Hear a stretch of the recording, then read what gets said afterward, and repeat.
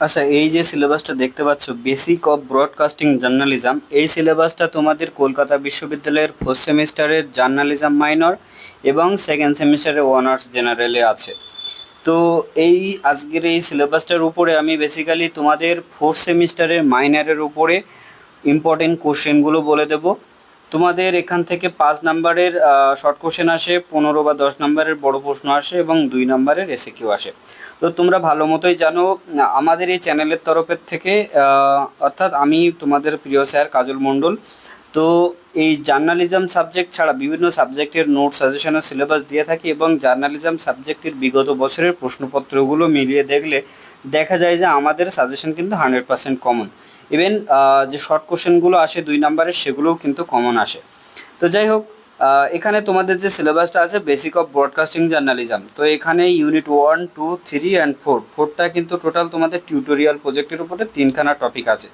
তো এই 3খানা টপিকের ওপরে মোস্ট ইম্পর্টেন্ট প্রশ্ন কোনগুলো কোনগুলো ভেরি ইম্পর্টেন্ট হবে এবং কোন কোনগুলো তোমরা দেখে যাবে, অল ইন টোটাল দেখে নাও।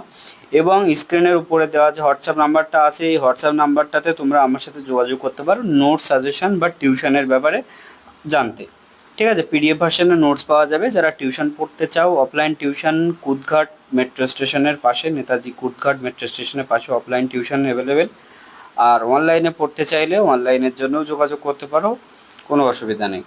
তো এখানে দেখো, আমি প্রথমে তোমাদের যে গুরুত্বপূর্ণ রচনাধর্মী প্রশ্নগুলো সেগুলো দেখিয়ে দিচ্ছি।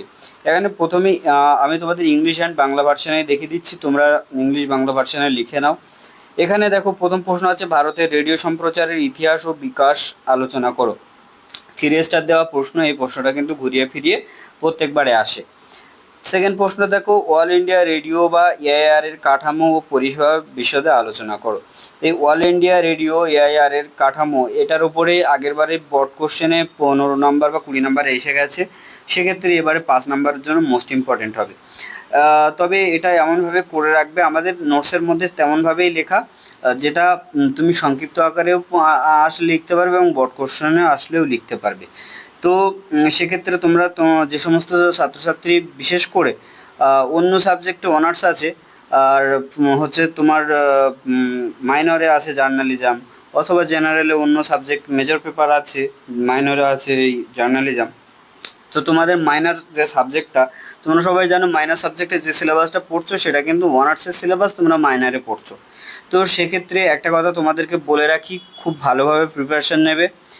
আর যারা এই এআই বা হচ্ছে চ্যাট জিপিটি ইউজ করে নোটসের অ্যান্সার করার চেষ্টা করো বা পড়ো, অনেক ক্ষেত্রে এই কারণেই তোমরা সাপ্লি পাও বা কম নাম্বার পাও। এড়িয়ে থাকবে 200-400 টাকার জন্য কিন্তু টিউশন বা এই হচ্ছে নিজেরা এত রিস্ক নিয়ে নোটস বানানো, এটা করতে যাবে না। কারণ তোমরা জানো এআই অল টাইম সঠিক জিনিসটা দেয় না। ঠিক আছে, তো আমাদের নোটস এমনভাবেই তৈরি করা আছে যেটা পড়লে বা লিখলে তোমরা সঠিক উত্তরটা লিখতে পারবে এবং সঠিক নাম্বারটা পাবে। নেক্সট প্রশ্নটা আমি দেখিয়ে দিই, 3 নাম্বার প্রশ্ন, ভারতের আর্থসামাজিক উন্নয়নে বেতারের ভূমিকা আলোচনা করো। মোস্ট ইম্পর্টেন্ট, দেখো 4খানা স্টার দিয়ে রেখেছি। তো তারপরের প্রশ্নটা হচ্ছে ভারতের সম্প্রচারের স্বশাসন বলতে কী বোঝো, সংক্ষেপে প্রসার ভারতীর গঠন ও কার্যাবলী আলোচনা করো। জোড়া প্রশ্ন, কোনো অসুবিধা নেই, যেভাবে আসবে যেভাবেই সুন্দর করে আমাদের নোটসের মধ্যে অ্যান্সার লিখে দিয়ে আসলেই নাম্বার পেয়ে যাবে। 5 নাম্বারের প্রশ্নটা দেখো, রেডিও সংবাদ ও বুলেটিনের উপাদান কাঠামো আলোচনা করো। অনেকেই করে কি না, অনেক ইউটিউবার, অনেক হচ্ছে তোমার টিউশন টিচার, এরা কি করে, বা অনেকে যারা নোটস বিক্রি করে, আমরা এই ভিডিও দেওয়ার পরপরই ওরা এই সাজেশনগুলো কপি করে নিয়ে বিভিন্নভাবে চ্যাট জিপিটি বা বিভিন্ন অনলাইন অ্যাপস বা বিভিন্ন রকম এআই ইউজ করে তোমাদের অ্যান্সার রেডি করে দেয়। ঠিক আছে, তারা তাদের মতো করে দিচ্ছে, কিন্তু তোমরা ছাত্রছাত্রী যারা আছো, তোমরা একটু খেয়াল রাখবে এই সমস্ত ব্যাপারগুলো এড়িয়ে চলার। কারণ কি, একবার সাপ্লি পাওয়া মানে সেই সাপ্লিটাকে বয়ে নিয়ে যেতে যেতে তোমাদের কিন্তু অনেক কষ্ট হবে। ঠিক আছে, তো দেখো নেক্সট প্রশ্ন, যেটা ভারতের সাইলেন্ট স্যাটেলাইট টিভি এক্সপেরিমেন্ট বা যেটাকে সংক্ষেপে বলা হয় এসআইটি, এর সমালোচনামূলক বিশ্লেষণ করো। এটাও মোস্ট ইম্পর্ট্যান্ট আছে। এই 7 নাম্বারের প্রশ্নটাও কিন্তু মোস্ট গুরুত্বপূর্ণ খুবই, টিএএম টিআরপি। তো এই মিডিয়া, টেলিভিশন মিডিয়ার দর্শক রেটিং অর্থাৎ টিএএম বা টিআরপি এর গুরুত্ব আলোচনা করো।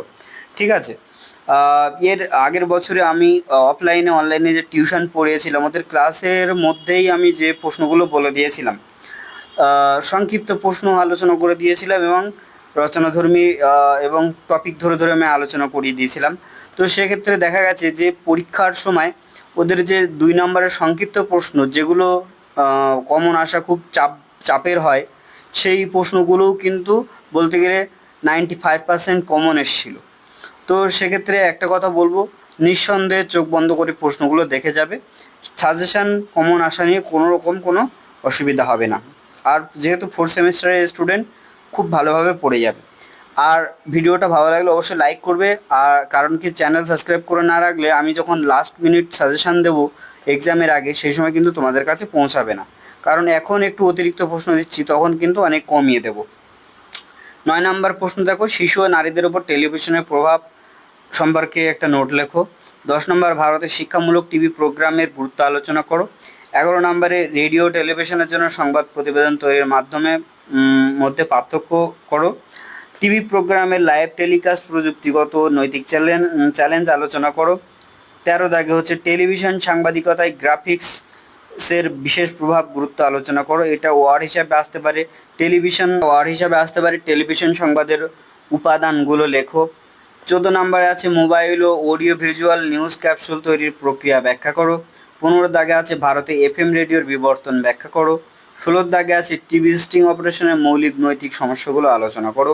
17 দাগে আছে, ভারতের শিক্ষামূলক টেলিভিশনের ভূমিকা, ভারতের রিয়েলিটি শো এর প্রভাব প্রসঙ্গে যুক্তিসহ আলোচনা করো। বাদ বাকি এছাড়াও আরও একাধিক প্রশ্ন আছে, এখানে তুমি দেখতে পাচ্ছ 18, 19, 20 অনেক প্রশ্ন আছে। তো আজকে আমি এই 17টা প্রশ্ন, ইম্পর্টেন্ট প্রশ্ন বলে দিলাম। যারা, এবং এছাড়া আমাদের পিডিএফের মধ্যে 5 নাম্বার 2 নম্বরের প্রশ্ন আছে, আমি শুধু এখানে রচনাধর্মী প্রশ্ন কিছুটা বলে দিলাম। তবে যারা আমাদের থেকে নোটস পারচেস করবে তাদের কিন্তু এক্সট্রা প্রশ্ন, সাজেশান, রচনাধর্মী, সংক্ষিপ্ত সমস্তটাই 5 নাম্বারের 2 নম্বরের সমস্তটাই পাবে।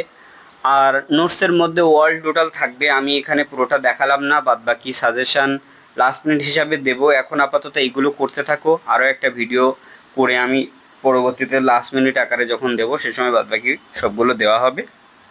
তোমরা কমেন্ট বক্সে জানিও যে তোমরা আরও প্রশ্ন চাও কি না, সংক্ষিপ্ত প্রশ্ন চাও কি না, বা আর অন্য কোন সাবজেক্টের সাজেশান চাও যেটা 100% কমন হবে। আমি যে কোনো সাবজেক্টের নোট সাজেশান তোমাদেরকে প্রোভাইড করি। স্ক্রিনে দেওয়া এই নাম্বারে টিউশন বা নোটসের জন্য যোগাযোগ করতে পারো। ঠিক আছে, তো চলো, টাটা।